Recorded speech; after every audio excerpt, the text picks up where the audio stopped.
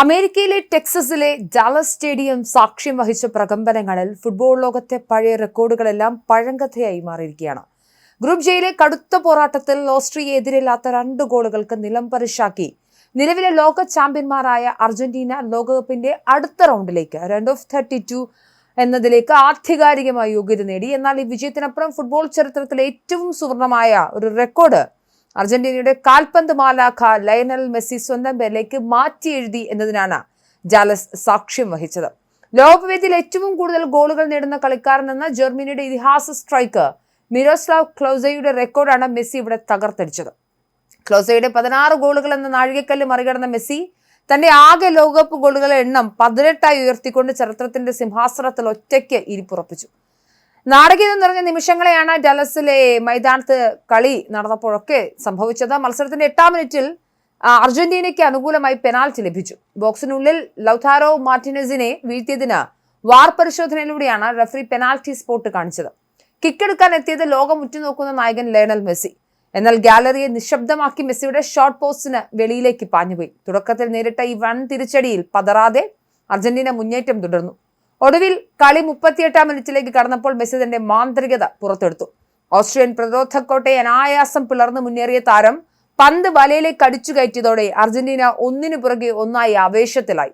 ലോകകപ്പിലെ തന്റെ 17-ാം ഗോളോടെ ക്ലോസോയെ മറികടന്ന് മെസ്സി എക്കാലത്തെ മികച്ച സ്കോററായി മാറിയത് ഈ നിമിഷത്തിലായിരുന്നു. ആദ്യ പകുതിയിലെ ഒരു ഗോളിന്റെ ലീഡിൽ അർജന്റീന കളം വിട്ടെങ്കിലും 2-ാം പകുതിയിൽ കളി കൂടുതൽ കഠിനമായി.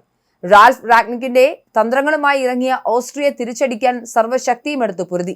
സൂപ്പർ താരം മാർസൽ സബിറ്റ്സറുടെ നേതൃത്വത്തിൽ അർജന്റീനൻ പ്രതിരോധത്തെ അവർ പലതവണ വിറപ്പിച്ചു. എന്നാൽ അർജന്റീനയുടെ കാവൽ ഭടൻ എമിലിയാനോ മാർട്ടിനസ് പുലിപ്പതുങ്ങലോടെ ഓസ്ട്രിയൻ ആക്രമണം തടഞ്ഞു നിർത്തി.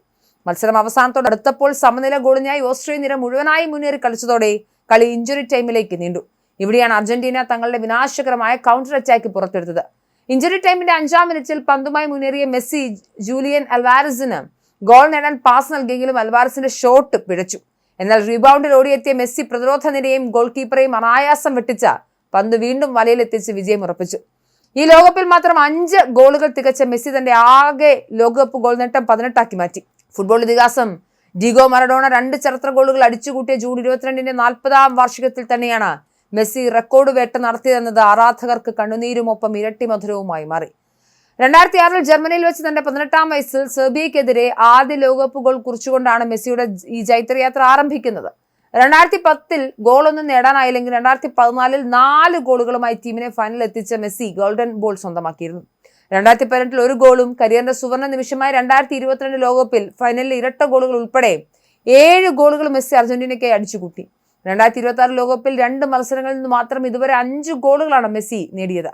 15 മത്സരങ്ങളിൽ നിന്നും 14 ഗോളുകളുള്ള ഫ്രാൻസിന്റെ യുവതാരം കിലിയൻ എംബാബയിൽ നിന്ന് മാത്രമാണ് ഇനി മെസ്സിയുടെ ഈ റെക്കോർഡിന് ഭീഷണിയുള്ളത്.